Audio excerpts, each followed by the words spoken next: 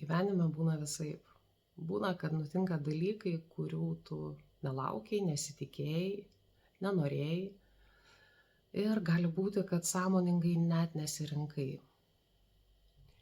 Kartais būna, kad stebi į šipulius subyrėjusias viltis ir jauti gilų skausmą dėl praradimų, dėl kitų žmonių žodžių ar poelgių. O kartais nutinka ir taip, kad tenka savo gyvenimą po asmeninio žemės drebėjimo rankioti iš atskirų detalių ir vėl iš naujo. Ir gali būti beprotiškai sunku ir gali skaudėti. Bet praeityje nieko nebegali pakeisti. Tai nutiko. Tiesiog tai nutiko.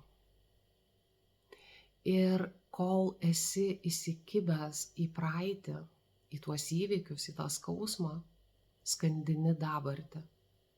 Skandini savo dienas, mėnesius, o kartais ir dešimtmečius. Ir kol esi įsikibęs į tai, kas buvo ir ko niekaip nebegali pakeisti, nėra vietos ateiti kažkam naujam, sukurti kažkam naujam.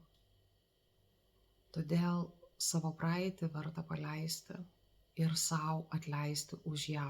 Jinai buvo, jinai įvyko. Ir buvo taip, kaip buvo. Nieko nebepakeisi tenai. Pakeisti galima tik šioje akimirkoje. Nes kol mes įsikibę į savo praeitį, realiai mes ją atkartojam vėl ir vėl ir vėl iš naujo. Mažinam save, menkinam save, baudžiam už klaidas, nesėkmes ir nesusikuriam nieko naujo. Todėl tikrai verta atleisti sau ir paleisti savo praeitį. Iš patirties žinau. Kažkaip taip.